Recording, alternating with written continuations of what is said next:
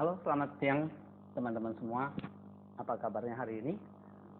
Senang sekali saya Hendy bisa berjumpa lagi dengan teman-teman semua dalam program acara seri renungan 3 pendakian, Praktikos, Teoretikos, dan Gnostikos. Hari ini adalah hari yang ke-6 dari 7 seri pengajaran yang akan saya berikan tentang 3 pendakian ini. Dan hari ini kita masih akan berbicara tentang Teoretikos, ya. Kemarin saya melanjutkan apa yang saya sampaikan tentang Teoretikos. Hari pertama sampai keempat kita banyak berbicara tentang Praktikos. Saya ingin mungkin ada teman-teman yang baru mengikuti, saya ingin sedikit mereview tentang 3 pendakian ini yang pernah atau yang sudah saya sampaikan. Nah, 3 pendakian ini sebetulnya adalah 3 tingkat spiritualitas, ya, yang biasa dipakai oleh para biarawan atau para asketik, ya, atau para bapak padang gurun, bapak filokalia, di dalam menjelaskan kondisi spiritual dari yang dialami oleh mereka. Nah, biasanya mereka membagi menjadi tiga tahap. Nah, tahap yang pertama itu adalah tahap yang disebut dengan praktikos. Praktikos ini adalah tahap latihan dasar disiplin rohani yang kita kerjakan setelah kita mengalami pertobatan, dibaptis di dalam Kristus, lalu kita mulai mengerjakan pembaruan baptisan itu. Atau ketika kita dibaptis, kita mengenakan manusia baru, pakaian Kristus, lalu disitulah terjadi yang namanya proses pembaruan atau purification, atau proses penyucian, pemurnian batin kita, manusia baru kita yang Tuhan berikan melalui pengorbanan Dia di atas kayu salib, kebangkitan Dia, penguburan dan kebangkitan Dia untuk kita, supaya kita bisa mengenakan, memakai pakaian yang baru, dilahirkan baru, menjadi anak-anak Allah, menjadi manusia yang baru, di mana roh dan jiwanya sudah diperbarui oleh Roh Kudus melalui iman dan anugerah kita. Nah, iman dan anugerah inilah yang harus cooperate together, harus bersinergi, bekerja sama untuk melakukan semua pembaruan dari dalam batin itu. Mulai dari hati, nus atau mata dari hati itu, kemudian dari nus ini akan bekerja menghasilkan yang namanya satu pola pikir, yaitu nusnya Kristus, pola pikirnya Kristus. Lalu dengan pola pikirnya Kristus itu, maka akan menghasilkan pikiran-pikiran yang baik, pikiran-pikiran yang sesuai dengan Roh Kudus. Nah, dari situlah akan menghasilkan keinginan roh. Lalu dengan keinginan roh itulah maka akan menghasilkan buah roh. Jika kita dalam free will kita, di dalam iman yang kita percayai dan bantuan anugerah Allah, maka keinginan roh itu akan menghasilkan buah roh. Antara lain, kita semakin hari mencapai yang namanya purification itu, penyucian dari segala hawa nafsu. Pada hari yang keempat kita sudah belajar tentang patience, ya, kita bisa mengalahkan atau semakin punya kekuatan untuk mengalahkan patience itu. This patience ini adalah salah satu dari buah roh. Kemudian dari purification ini kita tidak lagi mementingkan diri kita, nafsu kita, keinginan kita, tapi kita lebih pada fokus untuk mengasihi Allah, mengasihi sesama kita. Hidup kita tidak lagi hanya untuk diri kita, tetapi kita abdikan, kita baktikan untuk melayani Allah dan sesama. Itulah dalam wujud yang namanya kasih. Nah, itulah buah roh yang dihasilkan ketika kita terus-menerus melakukan yang namanya purification itu atau praktikos ini.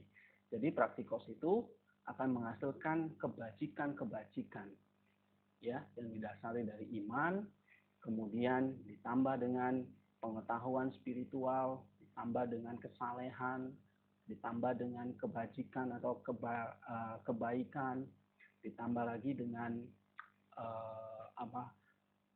kebajikan yang lain seperti kasih. Nah, itulah semua purification yang kita jalankan atau praktikos yang kita jalankan.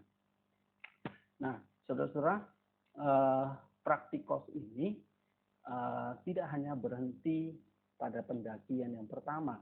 Dengan ketika kita mencapai dissipation dan kasih, maka Bapak Gereja mengatakan kita akan mencapai yang namanya level yang kedua, yaitu the contemplation of nature, atau yang disebut dengan theoretikos, iluminasi. Kita bisa melihat segala sesuatu yang Tuhan ciptakan itu adalah salah satu media untuk melihat Allah, adalah the medium to see the visions of God. Nah, kemarin kita membahas tentang berbagai macam contoh, ya, berbagai macam media yang Tuhan berikan kepada kita. Ya, nah, kalau kita misalnya lihat berbagai macam sakramen, ya, air itu adalah media untuk melahirkan baru kita. Kemudian roti dan anggur itu adalah media untuk terus kita menyatu dengan penderitaan Kristus dan kebangkitan Kristus. Kemudian kita bisa melihat orang-orang yang di sekitar kita, ya, orang-orang yang kita kasihi, itu adalah media di mana kita terus bisa belajar bertumbuh, menjalani praktikos itu, dan sekaligus teoretikos, yaitu iluminasi, bisa melihat Allah melalui media-media yang Tuhan berikan. Itulah yang disebut oleh contemplation of nature. Tadi saya ceritakan, kemarin saya berikan contoh, misalnya ada orang-orang yang di sekitar kita mungkin menjengkelkan kita. Itu sebetulnya adalah sarana yang Tuhan berikan untuk mendewasakan kehidupan kita. Bahkan mungkin tantangan, kesulitan yang kita hadapi hari-hari seperti ini, seperti studi yang tidak menentu, ekonomi yang tidak menentu, ya, kesehatan seperti COVID-19 ini yang memang sampai sekarang makin banyak. Nah, itu adalah hal-hal yang Tuhan izinkan terjadi, tetapi di balik itu ada the contemplation, bahwa di balik itu ada the logoi yang ada di dalam setiap ciptaan. Kenapa? Karena segala sesuatu diciptakan oleh the logos itu, yaitu firman Allah, yang merupakan hikmat dan kekuatan Allah. Nah, kalau kita baca dalam kitab Kejadian, Allah menciptakan segala sesuatu itu melalui the logos, sehingga ada kehadiran logos di dalam setiap logo itu.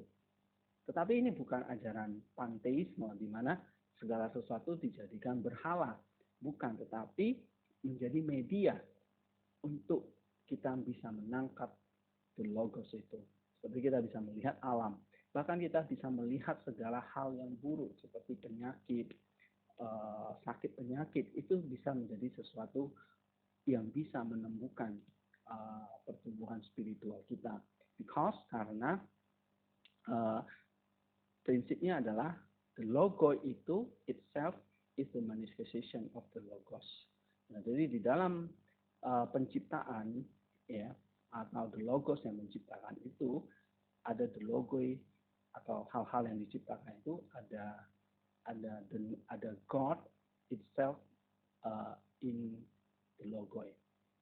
Nah, saudara-saudara semua, ketika kita bisa mempertajam persepsi kita ini atau iluminasi teoretikos kita ini terhadap the logos tadi di dalam setiap media atau benda-benda ciptaan tadi, maka kita bisa menemukan the creator itself, pencipta itu sendiri, yaitu the logos, Allah Tritunggal di dalam segala sesuatu.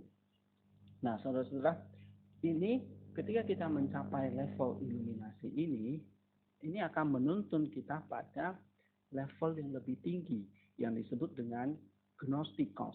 Ini adalah satu direct vision, penglihatan langsung kepada Allah tanpa lagi melalui media atau melalui the logoi itu.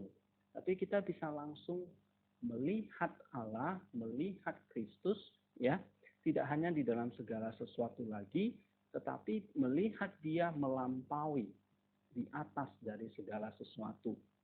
Inilah tahap ketiga, ini adalah pengalaman spiritual kita bersama dengan Allah, di mana kita akan bertemu dengan Sang Pencipta itu muka dengan muka tanpa media. Kita akan bertemu, melihat Dia di dalam anugerahnya. Nah, pada esok hari saya akan membahas khusus tentang level gnostikos ini atau the direct vision of God ini, atau yang disebut dengan the union with God. Nah, besok saya akan membahas khusus tentang gnostikos ini. Namun ada satu hal yang perlu saya tekankan di sini,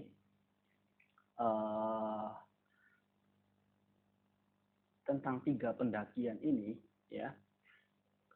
Bapak gereja biasanya membagi level yang pertama itu sering disebut sebagai the active life. Kita berusaha bersama dengan anugerah Allah tadi ya, iman dan ditambah dengan kebajikan-kebajikan, berbagai macam langkah-langkah spiritual yang saya ajarkan seperti doa, berjaga-jaga, kemudian menambah iman itu dengan pengetahuan rohani, membaca kitab suci di dalam keheningan, di dalam kerendahan hati, di dalam satu pertobatan dan air mata setiap hari. Itu adalah active life yang kita mesti kerjakan setiap hari, setiap jam, setiap saat. Nah, itu adalah di active life of praktikos. Jadi praktikos ini tidak pernah berhenti di sepanjang hidup kita. Kita tidak bisa mengatakan, oh praktikos saya sudah selesai nih. Saya tinggalkan praktikos, lalu saya kerjakan level yang kedua. Tidak seperti itu, saudara-saudara. Praktikos ini adalah di active life sepanjang kita bernafas, sepanjang roh kita, jiwa kita ada di dalam tubuh kita. Nah, itu adalah di active life yang kita mesti kerja. Artinya apa? Praktikos never stop. Praktikos itu tidak pernah kita bisa tinggalkan. Sebab apa? Memang peperangan di dalam hati, yaitu tadi ya, hukum daging dengan hukum roh, passion, nafsu dengan keinginan roh itu selalu ada. Sehingga kita harus selalu aktif, harus selalu berjaga-jaga, harus selalu punya kebajikan yang lain. Seperti tadi saya katakan, doa, puasa, membaca kitab suci, kemudian watchfulness, vigilance, ya, beberapa langkah yang kemarin sudah saya jelaskan, seperti ketajaman berpikir, discernment, berkata tidak. Itulah cara kita untuk mencapai yang namanya dispassion atau purification. Nah, itu praktikos, never ending. Kemudian yang kedua, biasanya kedua dan ketiga, level teoretikos dan gnostikos, itu sering disebut dengan contemplative life. Contemplative life, berarti ini adalah ketika kita sibuk berperang melawan passions, tapi di saat yang sama, kita harus punya contemplative life. Jadi active life ini nggak bisa hanya sendiri, dia harus ditemani dengan contemplative life. Jadi 3 pendakian ini kita nggak bisa lihatnya sebagai satu perjalanan linear gitu, tetapi simultan, bersamaan. Kita tidak bisa melihatnya itu secara literally, tetapi ini adalah satu perjalanan bersamaan. Active life, contemplative life. Seperti sisi koin ya. Ada dua sisi koin yang tidak bisa kita abaikan. Nah, saudara-saudara, ada satu contoh yang menarik yang dikatakan oleh Saint Anthony ya, dari Mesir. Dia adalah pendiri dari atau bapak biarawan ya. Dia katakan, a man should expect temptation until he last breath. Artinya seseorang itu tidak akan pernah berhenti dicobain sampai nafas terakhirnya. Nah, inilah praktikos yang mesti kita jalani sampai kita mati. Kemudian ada perkataan lain yang menarik ya dari Bapak Gereja. Suatu kali ada saudara-saudara ya, teman-teman pertapaan dari Abba Sisois ya, melihat bahwa ketika menjelang kematian Abba Sisois ini berbaring di tempat tidurnya, dia sudah berusia sangat lanjut ya. Kemudian saudara-saudara itu berkata, apa yang sedang kamu bicarakan? Mengapa lidahmu atau mulutmu itu kok bergoyang-goyang, bergerak begitu? Apa yang sedang kamu bicarakan, Abba? Mereka bertanya begitu. Lalu Abba Siswais itu berkata begini, para malaikat akan datang menjemput aku. Dan aku meminta kepada mereka untuk memberikan aku sedikit waktu lagi. Yaitu sedikit waktu untuk saya bertobat. Lalu para muridnya ini, saudara-saudara ini bingung. Hah, Abah kamu masih harus bertobat lagi? Lalu Abah Siswais ini berkata, benar, aku masih harus bertobat.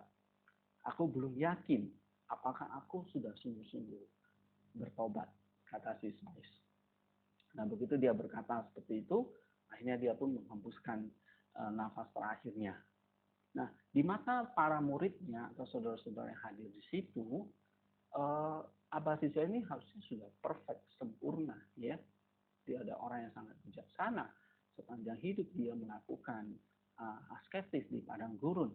Tetapi di mata dia masihlah menjalani praktikos itu. Masih harus terus mengalami pertobatan. Nah, praktikos itu memang aktif life kita sepanjang kita hidup, ya, sometimes kita melakukan yang benar, tapi kita juga bisa jatuh dalam dosa, digoda oleh iblis dan akhirnya berdosa. Nah, kita mulai repent, change of mind, terus repent, tears. Nah, dari repent ini kita mulai berjaga-jaga ini, ya. Kita tidak boleh lagi jatuh dalam dosa yang sama, watchfulness. Lalu kita punya discernment, ketajaman untuk bisa melihat ini godaan, ini kehendak Allah atau ini kehendak dari si jahat, gitu. Nah, kita punya discernment. Tapi kita jatuh, kita bangkit lagi, kita berlari lagi, ya. Lalu kita minta doa lagi, kekuatan lagi. Ibaratnya saya pernah menceritakan praktikalnya seperti kita berlatih, ya, sebelum kita bertanding, ya. Ketika kita mau berlatih, gitu, kita seperti seorang atlet, gitu, ya. Ketika dia berlatih, dia akan terus berlari sekencang-kencang untuk mencapai target waktu yang diperlukan. Ketika belum mencapai, dia akan ulangi lagi. Nah, begitu juga ketika kita ingin melakukan kebajikan, tetapi kita gagal, kita ulangi lagi, kita repent lagi. Tetapi untuk melakukan semua itu kita perlu energi. Untuk berlari kita perlu makan. Nah, energi itulah berasal dari berdoa dan berjaga-jaga. Tetapi ketika kita jatuh, kita bangkit lagi berusaha mencapai waktu yang terbaik. Nah, kira-kira seperti itu, ya. Lalu kita juga butuh pelatih, ya. Waktu kita berlatih lari atletik itu butuh seorang pelatih yang mengetahui apa kelemahan dan kelebihan kita. Nah, kita butuh pelatih, kita butuh Roh Kudus yang terus melatih kita. Kita butuh church fathers, bapak-bapak gereja, para pembina spiritual, bapak-bapak rohani yang akan melatih, menuntun kita. Nah, itu semua adalah praktikos yang kita mesti jalani, ya. Nah, saudara-saudara, kita akan pada hari ini kita akan fokus kepada yang namanya teoritikos atau tahap kita melihat, ya. Kemarin saya memberikan beberapa contoh kisah hidup martir Julian. Nah, ini kisah yang menarik, ya, yang bisa membakar aktif life kita untuk lebih semangat lagi melawan nafsu dan mengasihi Allah. Aktif life ini perlu terus dibakar oleh yang namanya contemplative life. Aktif life ini memang ujung tombaknya. Tetapi bagaimana cara kita mematikan musuh? Nah, harus ada kekuatan dari dalam sebagai force power yang mendorong supaya tombak itu menusuk sasaran yang tepat, mematikan musuh. Nah, begitu itulah yang disebut dengan contemplative life. Contemplative life ini seperti bahan bakar bagi active life. Ya, theoretikos, gnostikos ini seperti bahan bakar strategi untuk menggunakan ujung tombak active life ini berjuang mencapai purification, mematikan nafsu dan menghasilkan buah roh atau kebajikan itu. Nah, saudara, saya akan lanjut. Ada satu cerita renungan yang menarik, ya, dan cerita yang menarik dari kisah di Church Fathers, ya. Sebelumnya saya akan ambil dalam Yohanes 9 ayat 39. Di situ Yesus berkata, Aku datang ke dalam dunia untuk menghakimi, supaya barang siapa yang tidak melihat dapat melihat, dan supaya barang siapa yang dapat melihat menjadi buta. Nah, ini adalah salah satu perkataan yang harus kita baca di dalam satu konteks yang namanya iluminasi atau melihat atau teoretikos ini. Apa yang disampaikan oleh Yesus ini bukan masalah penglihatan jasmani, tetapi ini adalah penglihatan spiritual, penglihatan teoretikos ini. Jadi kita harus bisa menembus sampai ke level penglihatan teoretikos ini. Yohanes 9:39. Aku datang ke dalam dunia bukan untuk menghakimi, tapi supaya siapapun bisa melihat. Melihat apa? Melihat terang ilahi itu, melihat Allah itu sendiri melalui Kristus yang datang. Jadi dia datang bukan untuk menghakimi manusia, tapi datang untuk membawa manusia supaya manusia itu punya media, yaitu Kristus, untuk bisa melihat Allah. Nah, nanti kita besok kita akan membahas juga tentang topik ini lebih mendalam ya. Saya akan lanjutkan. Mereka yang tidak dapat melihat, ya, ketika ini Yesus berkata kepada orang-orang Farisi, ahli-ahli Taurat, ya, mereka yang tidak dapat melihat adalah orang-orang sederhana yang percaya pada Tuhan dalam kesederhanaan hati mereka. Sementara mereka yang melihat adalah ahli-ahli Taurat dan orang-orang terpelajar pada masa itu, yang karena keangkuhan pikiran mereka tidak percaya dan menahan orang-orang. Orang terpelajar berpikir bahwa mereka melihat. Dan inilah sebabnya mereka diasingkan dari iman yang dipegang teguh oleh hati yang sederhana. Karena itu, menurut kebenaran Tuhan, ya, orang-orang terpelajar ini, ahli-ahli Taurat ini, orang-orang Farisi ini, menurut Tuhan, mereka itu buta. Tetapi menurut mereka, orang-orang yang sederhana, yang imannya sederhana itu adalah orang-orang buta. Tetapi di mata Tuhan, merekalah hatinya yang bisa melihat. Matanya yang bisa melihat. Jadi mereka persis seperti burung-burung yang bisa melihat di malam hari, tapi tidak di siang hari. Kebenaran Kristus gelap bagi mereka. Sedangkan apa yang bertentangan dengan kebenaran ini, kepalsuan, bagi mereka tampak begitu jelas. Di sini mereka ada dalam kegelapan mereka. Ini sangat jelas, tetapi mereka kemudian bertanya, apakah kami juga buta? Yohanes 9:40. Tidak ada yang disembunyikan, kamu memang buta. Tetapi karena kesalahan kamu sendiri bahwa kamu menjadi buta. Dosa kebutaan dan tidak melihat terang ada pada dirimu. Intinya kamu bisa melihat, tetapi kamu sendiri yang tidak mau, karena kamu lebih menyukai kebohongan yang menipu dan menggoda. Nah, inilah artinya. Merasa melihat kebenaran, tetapi menurut Tuhan, mereka itu buta dan di dalam kegelapan. Kenapa? Karena hati mereka tidak percaya.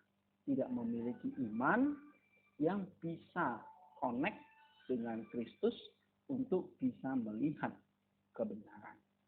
Tetapi orang-orang yang sederhana seperti para murid, orang-orang yang percaya, orang-orang yang punya iman, nah, mereka lah yang bisa melihat. So, bagaimana kita bisa mencapai level teoretikos ini? Tuhan meminta Tuhan untuk membukakan mata rohani kita untuk bisa melihat kebenaran itu. Ada orang yang sudah lama mengikuti Tuhan, bahkan membaca Alkitab, berdoa di gereja, tetapi mata rohaninya selalu tertutup.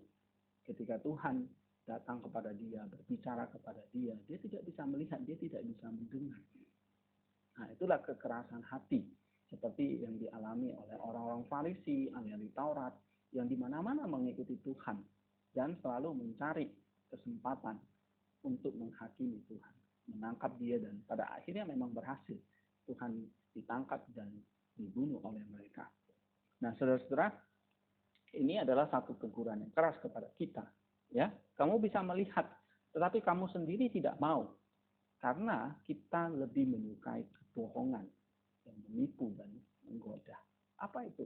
Passions, nafsu yang selalu timbul dari dalam hati kita, itu yang menggoda, itu yang menggelapkan mata kita, sehingga kita tidak bisa melihat ada kebenaran Allah, ada terang Kristus yang ada di situ. Sebab apa? Kita digelapkan oleh nafsu kita, oleh passion yang kita alami.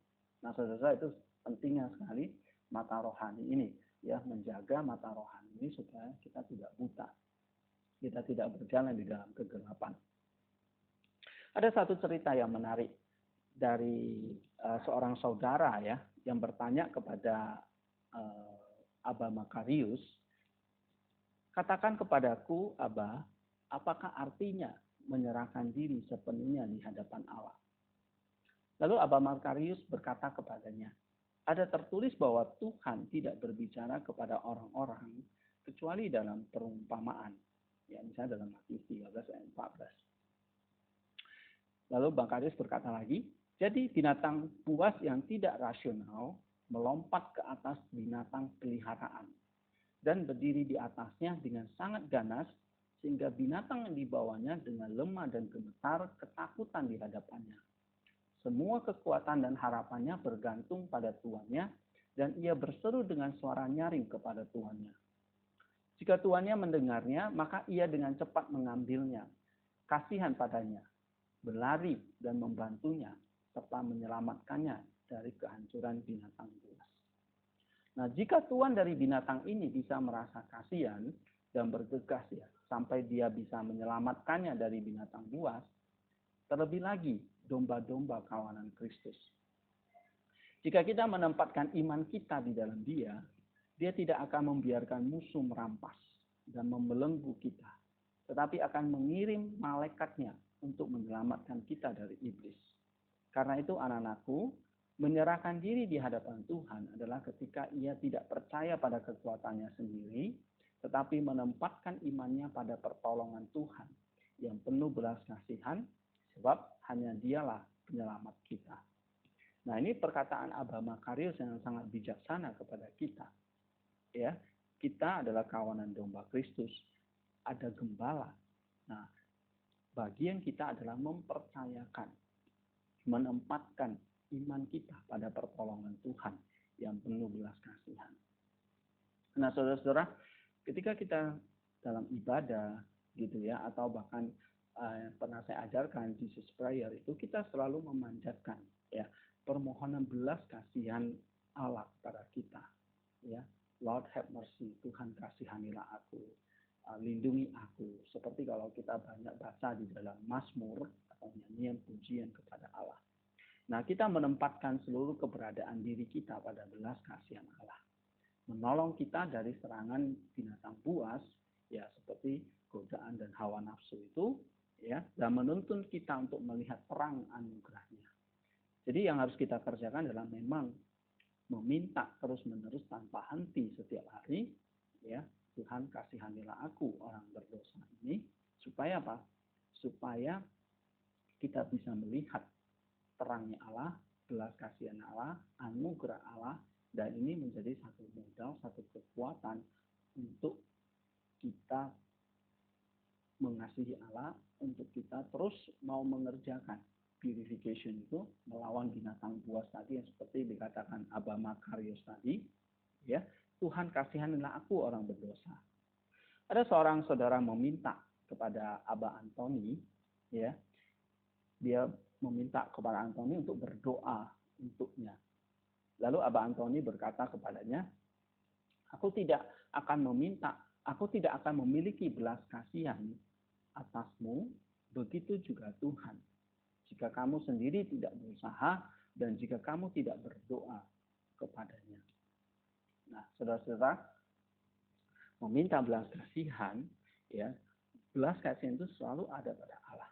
Tapi kita sendiri harus berusaha dengan berdoa meminta belas kasihan itu.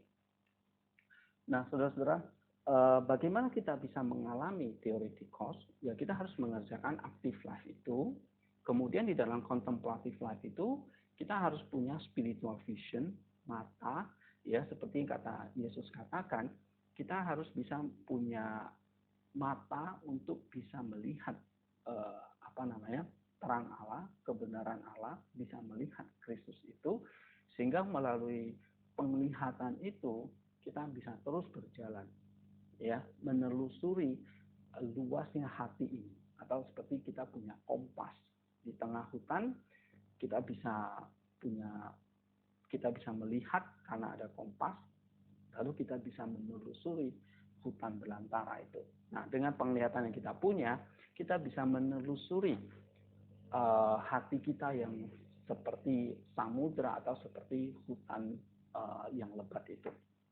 Dengan kompas, dengan penglihatan kita, ya, kompas itu seperti Roh Kudus yang menuntun kita, senter atau alat-alat terang yang kita miliki itu seperti mata rohani yang selalu terang, ya. Jadi Yesus pernah mengatakan bahwa dari dalam akan terpancar keluar kehidupan yang terang. Nah, dari dalam contemplative life ini, terang inilah yang, mata inilah yang harus dipakai untuk melihat active life kita, melihat segala sesuatu itu dari mata spiritual kita. Tidak boleh hanya mata insting kita, tetapi mata spiritual kita harus bisa melihat, menilai segala sesuatu itu.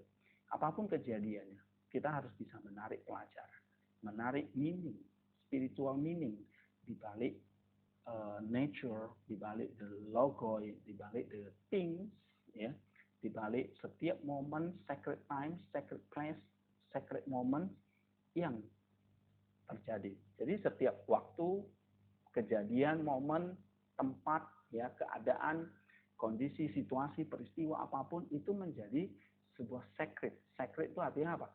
Kita bisa menilai spiritual meaningnya itu melalui kacamata kita, mata rohani kita yang jernih, yang bersih, sehingga kita bisa melihat segala sesuatu dari perspektif Allah. Melihat Allah melalui momen-momen seperti itu, kejadian-kejadian seperti itu. Itulah inti dari teoretikos. Nah, saudara-saudara, kemarin saya kasih contoh tentang Marty Julian, ya. Hari ini saya ingin membagikan satu keindahan puisi yang dibuat oleh Ephraim, ya, Saint Ephraim dari Syria, ini Bapak Syria Fathers, ya. Jadi satu puisi yang sangat baik, ya, di mana melalui puisi ini saya bisa melihat bagaimana derita Tuhan Yesus untuk menebus dosa-dosa kita. Nah, kita dalam teoretikosnya, kita kontemplatif ini kita bisa belajar tadi yang saya katakan, ya, melalui media apapun, seperti tulisan dari bapak-bapak gereja, seperti kehidupan teladan iman mereka, ya, momen-momen apapun yang kita alami sehari-hari bersama dengan istri, anak, keluarga, teman rekan sekerja kita, bahkan melalui tulisan-tulisan seperti yang akan saya bacakan. Ini adalah teoretikos yang kita bisa lihat. Tetapi intinya itu bukan hanya sekedar untuk pengetahuan saja, ya, tetapi harus masuk ke level tadi, dipakai oleh iman, ya, untuk menjadi sacred, untuk bisa mendapatkan spiritual meaningnya, supaya dengan iman itu, dengan sacred itu tadi, kita bisa mengalami namanya pertumbuhan, bisa menjadi satu force power untuk mengerjakan active life itu. Jadi artinya apapun yang kita lakukan seperti kata Rasul Paulus, itu untuk Tuhan, itu artinya apa? Apapun yang kita lakukan, misalnya ketika kita membaca kitab suci atau seperti pengajaran seperti ini, itu menjadi force power kita untuk melakukan active life itu. Tentu dimulai iman itu harus ditambah kebajikan seperti ini, ya. Saya akan coba jelaskan beberapa sisa menit ke depan, ya, tentang satu puisi, ya, satu tulisan. Jadi Ephraim itu memang sangat banyak menuliskan hymn, ya, sebetulnya bukan puisi, ya, tetapi ini adalah seperti pujian, hymn, lagu untuk mengenang derita Tuhan, ya, ketika menjelang hari penyaliban dia di Bukit Golgota. Nah, judulnya itu adalah On the Patience of the Savior, ya, yang dibuat oleh Ephraim dari Syria. Dia berkata begini, saya akan terjemahkan dalam bahasa Indonesia, ya. Aku takut berbicara dan sentuh dengan lidahku narasi yang menakutkan ini tentang juru selamat. Karena sesungguhnya itu menakutkan menceritakan semua ini. Tuhan kita sudah menyerah hari ini ke tangan orang berdosa. Untuk alasan apa seorang yang suci dan tanpa dosa menyerah? Karena tidak melakukan dosa, dia menyerah hari ini. Ayo, mari kita teliti dengan seksama. Mengapa Kristus Juru Selamat kita sudah menyerah? Bagi kita orang fasik, Sang Tuhan menyerah kalah. Siapa yang tidak kagum? Siapa yang tidak akan memuliakan? Ketika para budak telah berdosa, Sang Tuhan menyerah. Anak-anak kebinasaan dan anak-anak kegelapan keluar dalam kegelapan untuk menangkap matahari yang memiliki kekuatan untuk menyerapnya dalam sekejap. Tapi Tuhan tahu ejekan mereka dan kekuatan kemarahan mereka. Dengan kelembutan dan dengan otoritasnya sendiri, menyerahkan diri ke tangan orang fasik. Dan orang-orang durhaka yang mengikat Sang Tuhan yang paling murni.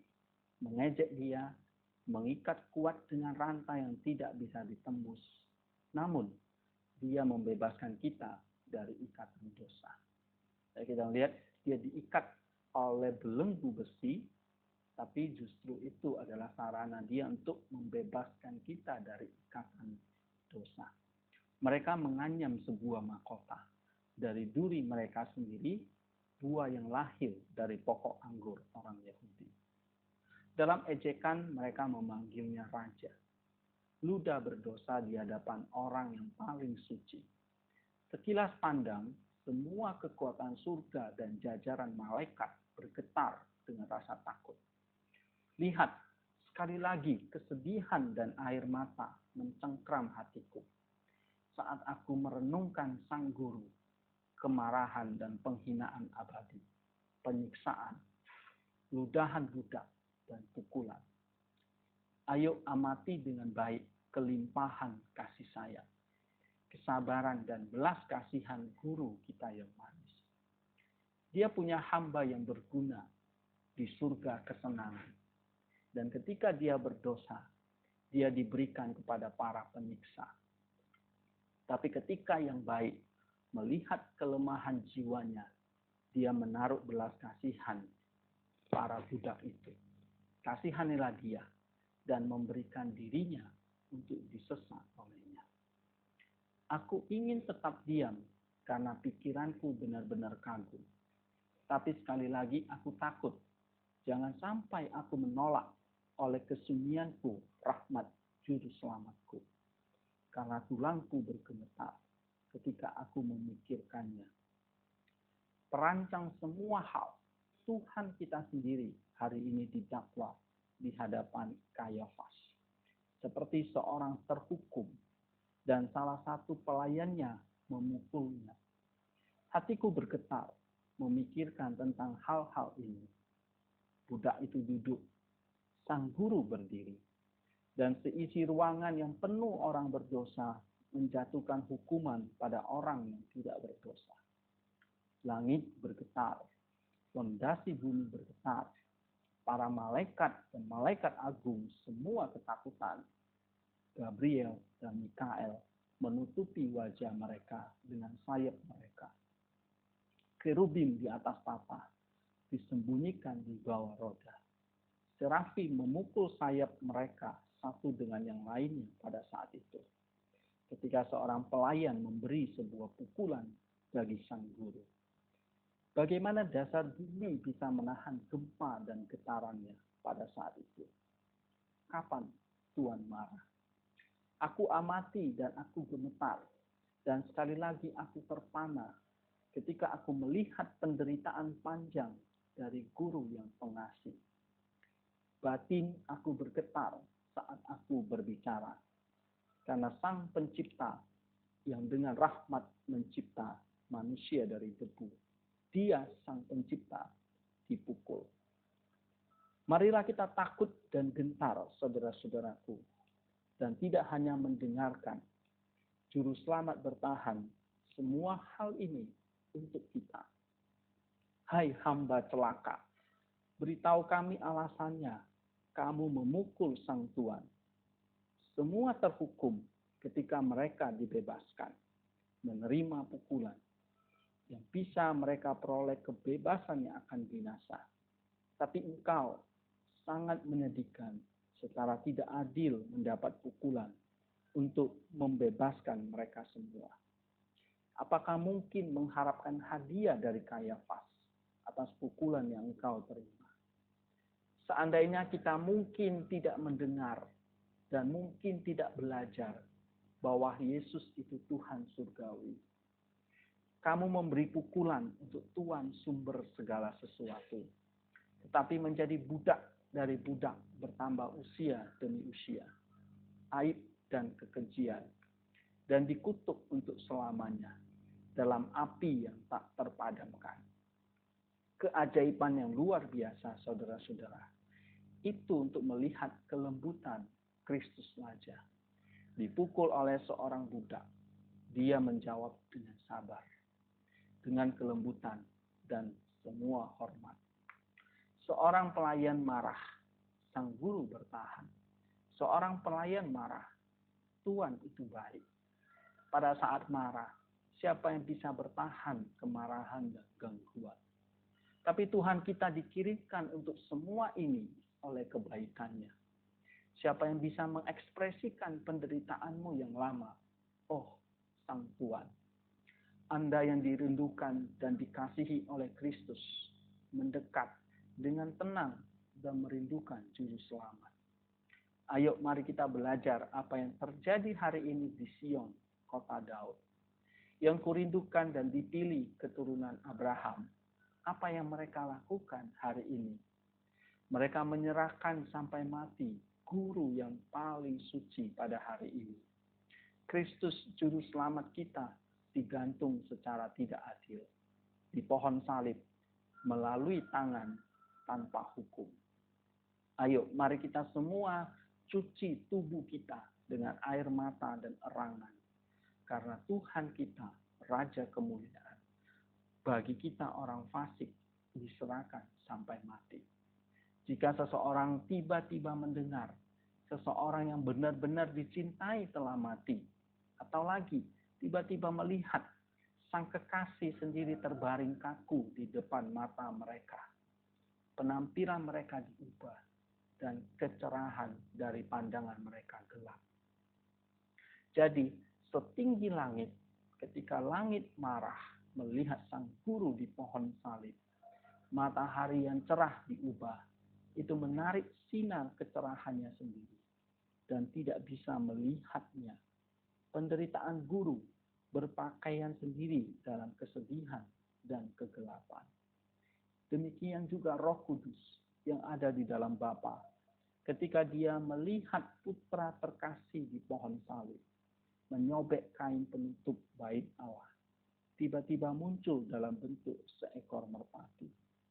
Semua ciptaan dalam ketakutan dan gemetar ketika Raja Surga, Juru Selamat kita menderita.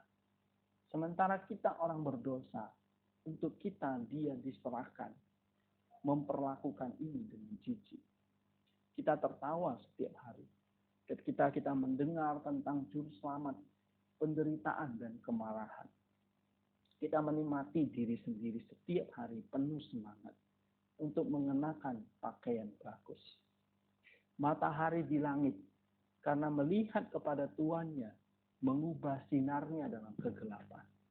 Sehingga kita ketika kita melihatnya mungkin mengikuti contohnya. Tuhan di kayu salib menderita karena kamu. Sementara kamu celaka menyedihkan, terlihat dalam pakaian indah. Apakah hatimu tidak bergetar? Apakah pikiranmu tidak puyuh? Kapan kamu mendengar hal seperti itu? Dia sendiri tidak berdosa, diberikan untuk kita sampai mati memalukan. Kemarahan dan fitnah saat kita mendengar semua ini dengan ketidakpedulian yang tinggi. Seluruh kawanan domba harus melihat dengan seksama pada gembalanya dan selalu merindukannya dan menghormatinya. Karena demi Dia yang menderita, Dia yang membela dan murni. Seharusnya kita tidak sendiri dalam pakaian yang fana, tidak menikmati kesenangan dan makanan duniawi, tetapi harus memberikan kesenangan kepada Pencipta dengan askesis dan penghormatan sejati. Janganlah kita menjadi seperti orang Yahudi, sebuah bangsa yang keras dan tidak taat, dan yang selalu menolak berkat dari kebaikan Tuhan. Tuhan yang Maha Tinggi demi Abraham dan perjanjiannya dari awal mula bangsa yang keras kepala. Dari surga Dia memberi mereka mana untuk dimakan. Tetapi mereka yang tidak layak merindukan bawang putih, makanan berbau harum. Sekali lagi, Dia memberi mereka air dari batu di gurun. Sementara mereka menggantikannya dengan memberinya cuka ketika mereka menggantungnya di kayu salib. Marilah kita berhati-hati, saudara-saudara, jangan ditemukan seperti orang-orang Yahudi yang menyalibkan Tuhan, Pencipta mereka sendiri. Marilah kita selalu takut, menjaga di depan mata kita penderitaan Juru Selamat. Marilah kita selalu mengingat penderitaannya, karena bagi kami, bagi kita Ia menderita. Guru yang tidak memihak, untuk kita Dia disalibkan, satu-satunya yang tidak berdosa. Pengembalian apa yang bisa kita berikan untuk semua ini, saudara-saudara? Marilah kita memperhatikan diri kita sendiri dan tidak membenci penderitaannya. Mendekatilah kalian semua anak-anak gereja, dibeli dengan yang berharga dan darah suci dari guru yang paling murni. Ayo, mari kita bermeditasi pada penderitaannya dengan air mata. Berpikir tentang rasa takut, bermeditasi dengan gemetar, berkata pada diri kita sendiri, Kristus Juru Selamat kita, bagi kita yang jahat, diberikan sampai mati. Belajar dengan baik, saudaraku, apa yang kamu dengar, Tuhan yang tanpa dosa, Anak yang Maha Tinggi, karena kamu sudah menyerahkan diri.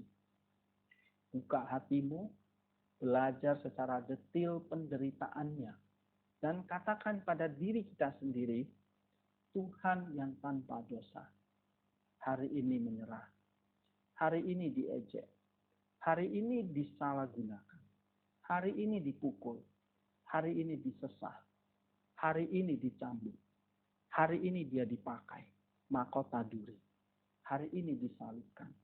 Dia anak domba surgawi. Hatimu akan bergetar, jiwamu akan berguncang. Mari kita menangis setiap hari dengan meditasi ini tentang penderitaan Sang Guru. Air mata menjadi manis, jiwa tercerahkan, yang selalu bermeditasi tentang penderitaan Kristus. Selalu bermeditasi demikian, menangis setiap hari, berterima kasih kepada Sang Guru untuk penderitaan, bahwa Dia menderita untukmu, sehingga pada hari itu, tentang kedatangannya, air mata kita mungkin menjadi kebanggaan dan kemuliaan kita di depan kursi penghakiman. Bertahan saat kita bermeditasi tentang guru yang pengasih dan menderita. Godaan bertahan, bersyukur dari jiwamu. Berbahagialah orangnya yang ada di depan matanya, Tuan surgawi dan penderitaannya. Dia telah menyalibkan dirinya sendiri dari semua nafsu dan perbuatan dunia, yang telah menjadi teladan dari gurunya sendiri. Ini adalah pengertian. Inilah sikapnya hamba yang mengasihi Allah. Ketika mereka selamanya menjadi teladan dari Tuhan mereka dengan perbuatan baik. Manusia tidak tahu malu. Apakah kita menonton guru yang paling murni tergantung di kayu salib? Saat kita menghabiskan waktu kita hidup di bumi dalam kesenangan dan tawa. Tidak tahukah kamu celaka yang menyedihkan bahwa Tuhan yang disalibkan akan menuntut kamu dari semua perbuatan hina kamu. Di mana ketika kamu mendengar tentang mereka, kamu tidak peduli. Dan saat kamu menikmati kesenangan, kamu tertawa dan menikmati dirimu dengan ketidakpedulian. Harinya akan datang, hari yang menakutkan bagi kamu untuk menangis tanpa henti dan berteriak dalam api dari rasa sakitmu. Dan tidak akan ada orang sama sekali yang akan menjawab dan mengasihi jiwamu. Aku memujamu Tuhan, aku memberkatimu, oh yang maha baik. Aku memohon kepadamu, oh yang kudus. Aku jatuh di hadapanmu, kekasih umat manusia. Dan aku memuliakanmu, ya Kristus, karena kamu satu-satunya Tuhan atas semua, sendirian tanpa dosa. Bagi aku orang berdosa yang tidak layak, diserahkan sampai mati, kematian di kayu salib, membebaskan jiwa orang berdosa dari belenggu dosa. Dan apa yang harus kuberikan kepada engkau sebagai imbalan untuk ini Tuhan? Kemuliaan bagimu, kekasih umat manusia. Kemuliaan bagimu, oh penyayang. Kemuliaan bagimu, hai penderitaan panjang. Kemuliaan bagimu yang mengampuni setiap kesalahan. Kemuliaan bagimu yang turun untuk menyelamatkan jiwa kami. Kemuliaan bagimu yang berinkarnasi di dalam rahim perawan. Kemuliaan bagimu yang terikat. Kemuliaan bagimu yang disesah. Kemuliaan bagimu yang disalibkan. Kemuliaan bagimu yang telah dikuburkan. Kemuliaan bagimu yang dibangkitkan. Kemuliaan bagimu yang diproklamirkan. Kemuliaan bagimu yang percaya. Kemuliaan bagimu yang diangkat. Kemuliaan bagimu yang dinobatkan dengan penuh kemuliaan di tangan kanan Bapa. Dan akan datang lagi dengan kemuliaan Bapa dan bersama para malaikat suci untuk menghakimi setiap jiwa yang membenci penderitaan suci engkau dalam ketakutan dan hari yang menakutkan.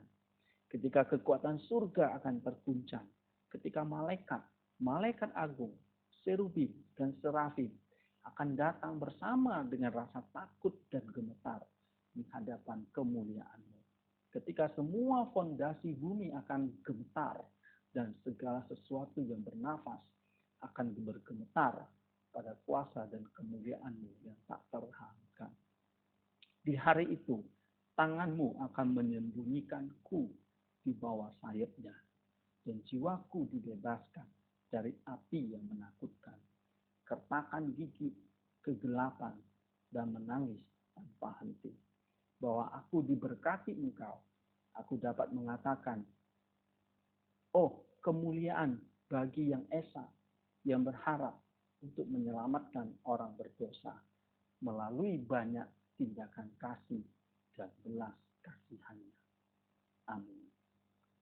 Nah, saudara, ini adalah satu hymn, ya, pujian yang sangat mendalam tentang derita Kristus, ya, tentang penyalipannya, tentang kasih-Nya yang menyelamatkan kita. Nah, kira perenungan seperti ini, ya, tulisan seperti ini, hymn seperti ini, menolong kita untuk bermeditasi, ya, lebih mendalam lagi melalui bacaan seperti ini, untuk bisa semakin serius kita mengerjakan pertobatan itu, ya. Sehingga apa yang dikatakan oleh Efraim ini, ketika Tuhan datang lagi, maka Dia akan menyelamatkan kita, melindungi kita dari siksaan neraka. Nah, saudara-saudara,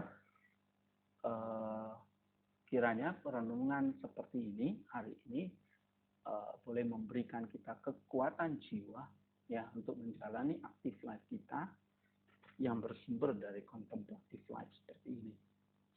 Saudara-saudara, saya akan mengirimkan nanti di kolom di Facebook Live ini, ya, puisi atau hymn dari Saint Ephraim tentang On the Patience of the Savior. Dan besok kita akan bertemu yang terakhir ya, seri ke-7. Kita akan membahas tentang gnostikos ya, dan beberapa aforisme atau kefalaya yang bisa menuntun kita untuk mencapai level atau pertumbuhan kerohanian yang semakin matang, semakin dewasa. Kiranya memberkati semua perenungan seperti ini dan menolong kita untuk terus mendaki, ya, mengerjakan dan terus menghayati apa yang Tuhan sudah berikan, Tuhan sudah korbankan, yang Tuhan sudah lakukan sedemikian ya, seperti yang tadi kita dengar dari him Saint Ephraim ini. Thank you semuanya yang sudah mendengarkan, menonton, dan akan bisa mencoba untuk mempraktikkannya sedikit demi sedikit. Sampai jumpa besok. Selamat siang.